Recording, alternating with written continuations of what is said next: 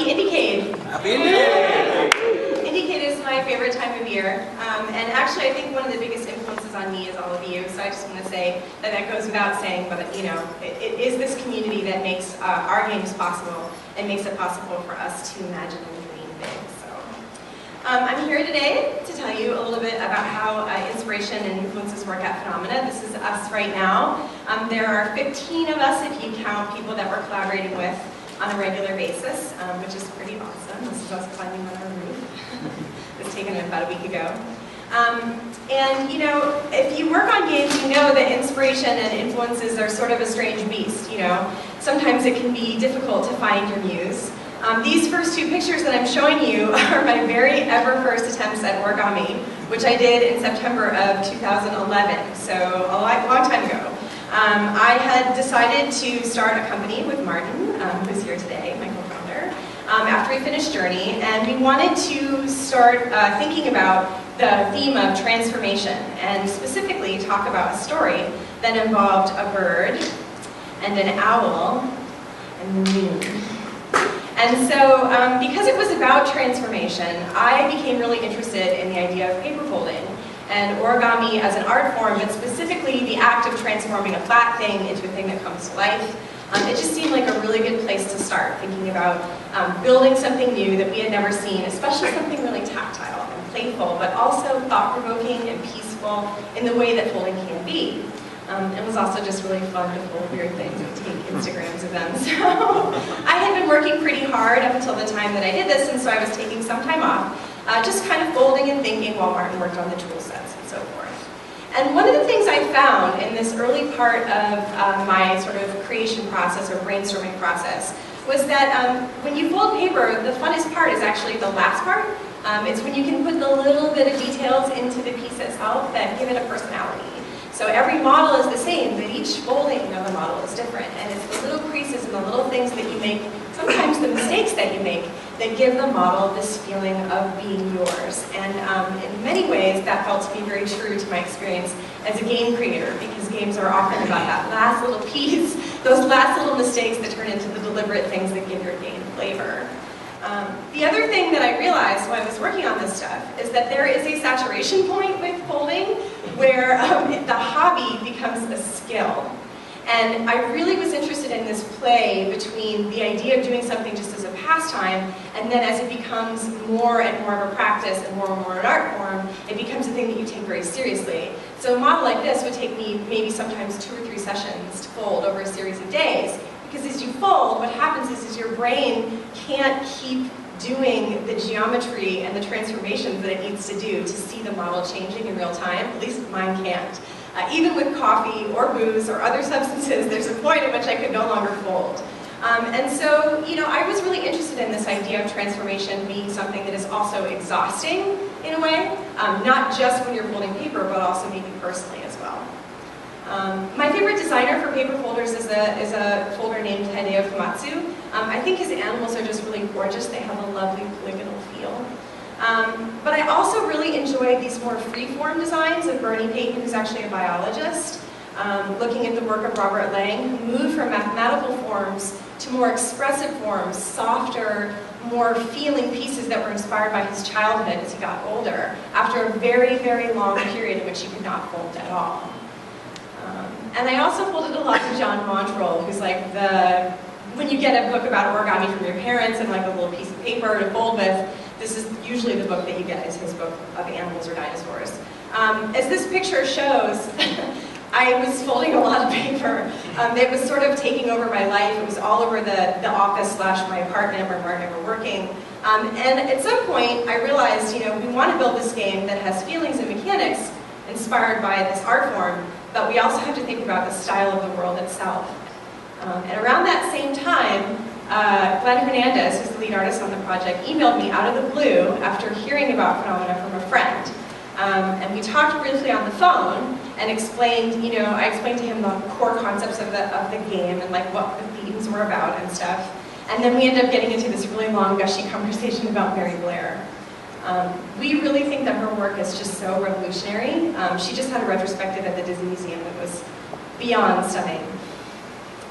She was so different from the people that she was painting and illustrating with at the time at Disney, especially with her colors and her layering techniques. And we spent a lot of time just talking about this, like her brushwork and the way that she makes a world feel magical by showing like the little transparencies in the chairs and stuff. She's just so talented. But there's something really amazing about her form as well, which is that the light and the motion and the texture of all the pieces collaborate. And when they collaborate, they give you these really complex feelings. So even in an image as simple as this, which is effectively Peter Pan taking these people on an adventure, there's so much more. There's the city, there's nature, there's the spookiness of doing this magical thing at night, but there's also the sense of adventure. And it's so simple and so amazing. And we really, really loved this particular capability that she had to bring you into a world with just a very few strokes and to show it in a raw way. It was just hugely influential on us. And so we just had like maybe a half an hour conversation. I was leaving town for a trip. And when I came back, then I met in person, and he showed me the very first concepts of our game. He just thrown them together, you know. Well, it was like on the train, I guess. And they totally stunned me. And I knew from that point forward that we would be working together, that we would be collaborating. And so this is the first hero image of our game that we ever saw. Totally, totally love it. So influences don't start when you start thinking of a game, at least not for me. One of the big influences on me was one of the first artists I ever fell in love with as a young girl, and that's Georgia O'Keeffe. And I know it's kind of pat, but at the same time, I think if you revisit her work as an older person, you realize that she was processing some really intense feelings, and she has a really interesting way of dealing with drama and narrative in her landscapes especially. These are particularly inspiring to me. I grew up in upstate New York, right on Lake George, actually, and the faraway nearby quality that she creates in these images reminds me of home in a way, and especially the really dramatic weather that you would have up in the Adirondacks. I didn't realize when I fell in love with these pictures that they were from where I was from, but now that makes a lot of sense. So Glenn also had some really interesting influences in his career, and one of them is Umetaro Ezeki, who is a Japanese printmaker. And if you look at these these are basically Google image searches, you see the pattern of the sort of shapes and the colors and the styles of his work. There are some themes that obviously were related to the idea of making a game about a bird, but one of the things I find so amazing about these, and I discovered these through Glenn, is that they resonate really deeply on a level of thinking about nature and the process of life, living, animals, birth and death, in a way that is, I don't know, it's almost hard to describe how still and yet how much emotion there is in a lot of his prints. And these are woodblock prints, very, very talented. They're sculptural in a way. They have this almost, mythical feel. And the other thing that I really love about the work, and I'm so glad that Glenn and I were able to share it, is just the sense of geometry and color and light that comes from these very basic prints. When you see one of these prints in real life, we found one on eBay and bought it for the office, they have so much texture. There's so much beautiful, there's just so much motion in the actual paint itself. It's beyond. So as we started evolving the hero images for the game and the concepts, you can see these themes kind of working themselves through the basic concept and into this stuff. So we were having a lot of conversation about the visuals and how they would work. But we wanted to explore this idea of transformation and folding and sculpting and shaping things. So the other thing that we talked a lot about, and these are influences from basically throughout my life as an artist and a fan of other people's work, is the feeling of actual sculpture. And so I shared with him a book from Lee Bontecu's retrospective, which I saw in Chicago when I was in graduate school. She's famous for these bold early pieces that she did right around the time of the Vietnam War. And this is a huge piece. It's a giant frame with stretched canvas and this gaping black hole in the center that's just like death. And some of the work that she did during this time was just so stunning and so arresting. And it was arresting and violent in some ways, but also very like animalistic and like raw. And I just really, really loved it. She actually got really famous and then decided, fuck it, and moved away. And she moved upstate to New York and kind of withdrew completely from the art scene, where she made these really delicate, beautiful sculptures. She transformed her work completely from being about these huge, heavy, political pieces to these really, really finely created beads that she made herself, wire and small pieces of canvas and fabric, which she stretched to create these beautiful constellating sculptures. And they're so gorgeous. They're all about the themes of insects and birds and the feeling of being in nature where she was living and looking into the river and seeing little insects and little fish and little tiny dead things.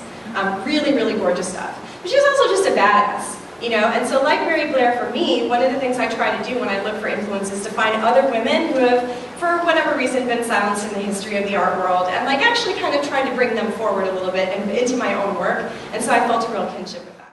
There's this sense of the sort of the hulking and the massive and the powerful, which is one part of the story, and the minute and the delicate and the small, which is part of another work. And we've been working very hard to not make this work gendered, but to make it more about scale, to make it more about force, to sort of push through those initial impulses to really build something that speaks to everybody, no matter how they are and who they are. So, another huge influence that we discussed was Anish Kapoor, who I saw at the Royal when I was actually working on Journey. And I don't know if you're familiar with his work, he's famous for the bean, but this work touched me deeply, specifically because everybody wanted to touch it. It was so tactile. He works with wax and pigment, and the stuff that he builds is like hulking and huge, and you just want to go up and touch it, because it's just, it feels important enough that you have to connect with it. And I really felt terrible for the docents at this show. Similarly, when I went to Stockholm this past year, I saw the work of Gabriel Orzoko, who's also an amazing sculptor who spends a lot of time not just in the big but also in the small. So there was a huge exhibit there, which is just this giant whale skeleton that he created, and it's just so massive and huge. And then tons of little small sculpture that he's made, either by working with local artists, or these were my favorite, an entire table, a tableau covered with handmade clay objects that really show the press of the hands, the shape of the person that's making them. They have a feeling of being alive. Something really important. So when you look at Glenn's wall at the office, you see all these influences. This is what we're trying to build. Something that has the sculptural qualities and the environmental qualities that we talked about, like in this stuff, as well as the stuff with Mary Blair. So we're really trying to collaborate with these influences ourselves and build a game that has these kinds of feelings in it, with the sense that we're bringing it forward to a new audience. And at this sort of heart of that is the idea that it's a fable. So it's a fairy tale about the power of learning from your mistakes. And fairy tales and fables and their influences would be a huge talk, and it's probably better for me to give that after the game is shipped, when I've had some distance from it. So for today, we just wanted to say that the work of Yuri Norstein, a sort of groundbreaking Russian animator, is at the heart of the work, specifically Hedgehog in the Fog, which we just think speaks really well to us and covers some of the same themes about being small in a sometimes big and scary world. So, as I said, at its heart, the game is a fable, and the fable begins when the owl convinces the bird to swallow the last piece of the waning moon. And so, this is what that world looks like. And we're lucky. Ah! It won't do that. Is it showing? There you go.